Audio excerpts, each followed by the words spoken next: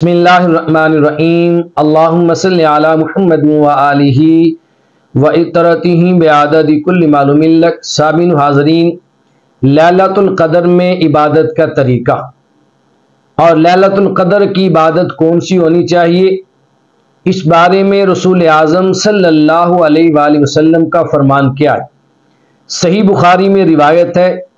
میرے آقا صلی اللہ علیہ وآلہ وسلم نے فرمایا، من قام لیلۃ القدر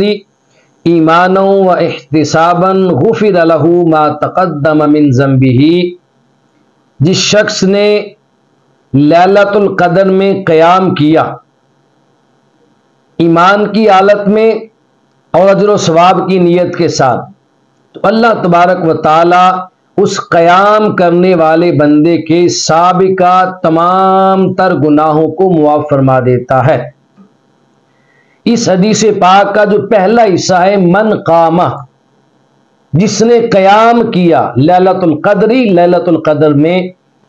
یہ حدیث پاک کے الفاظ بتا رہے ہیں کہ لیلۃ القدر کی خاص عبادت جو ہے وہ لیلۃ القدر میں قیام کرنا ہے،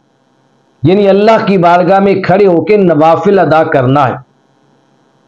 جس بندے کو لیلۃ القدر نصیب ہو جائے، اسے چاہیے کہ تاجدار کائنات صلی اللہ علیہ وسلم کی اس حدیث کے مطابق زیادہ سے زیادہ رات کو رب کی بارگاہ میں قیام کرے اور نفلی عبادت کرے، پھر رب کے حضور دعا و استغفار کرے، اپنے گناہوں اور اپنی کوتاہیوں کی معافی مانگے، اللہ کی بارگاہ میں توبہ کرے۔ اب اس رات میں نوافل پڑھنا اور عبادت کرنا، صالحین سے اس کے بہت سارے طریقے منقول ہیں۔ ان میں سے ایک طریقہ جو مخصوص طریقہ ہے، جسے علامہ اسماعیل حقی رحمۃ اللہ تعالی علیہ لکھتے ہیں،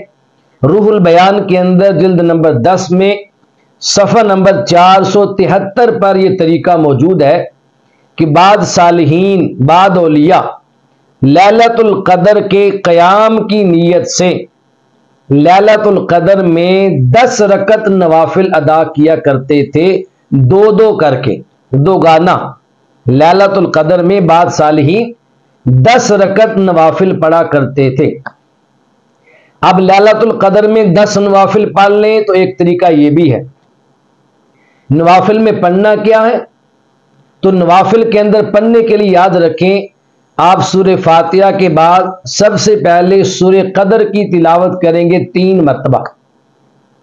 3 بار سورہ قدر کی تلاوت کریں، اور اس کے بعد 11 مرتبہ اپنے سورہ اخلاص کی تلاوت کرنی ہے۔ اس طریقے سے آپ 2 رکعتیں ادا کرنے کے بعد سلام پھیر دیں،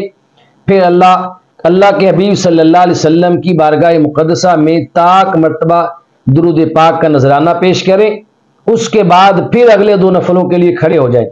اور سورہ فاتحہ کے بعد 3 مرتبہ سورہ قدر اور 11 مرتبہ سورہ اخلاص پڑھیں۔ اس طریقے سے آپ نے 10 رکعت نوافل 2 گانا ادا کرنے ہیں۔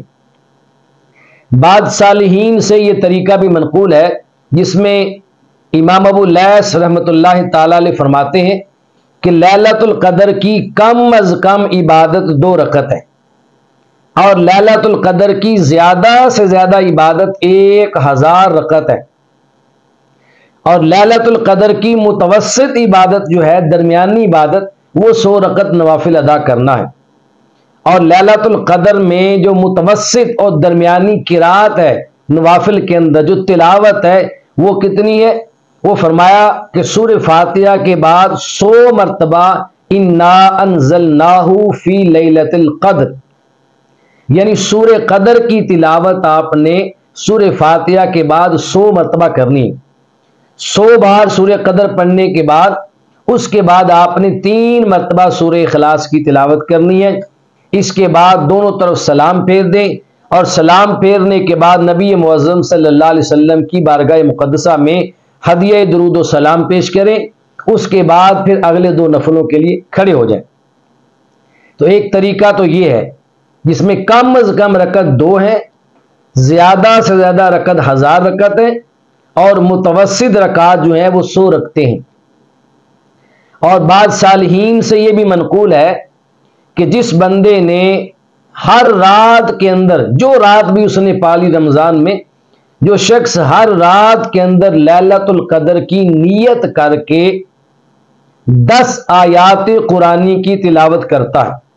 ہر رات میں لیلۃ القدر کی نیت سے قرآن مجید کی 10 آیتیں تلاوت کرتا ہے تو اللہ تبارک و تعالی اس بندے کو لیلۃ القدر کی برکتوں اور اس کے ثواب سے کبھی محروم نہیں کرتا۔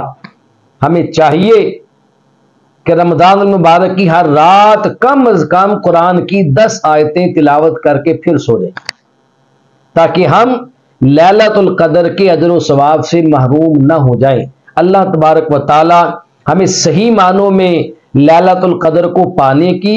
لیلۃ القدر کو پا کر اس میں پوری رات قیام کرنے کی، رب کے حضور اپنی کوتاہیوں اور گناہوں کا اعتراف کر کے اس کے حضور سچی اور پکی توبہ کرنے کی اللہ پاک توفیق اور سعادت نصیب فرمائے۔ رب کائنات لیلۃ القدر جیسی عظیم رات ہمیں بھی اور ہماری آنے والی نسلوں کو بھی ہماری آخری سانس تک، آخری دم تک، جب جب ہماری زندگیوں میں رمضان المبارک آئے تو رب کائنات ہمیں یہ مقدس رات نصیب فرمائے تاکہ ہم اس رات میں عبادت کر کے اپنے رب کو راضی کر سکیں۔ اللہ ہم سب کا حامی و ناصر ہو۔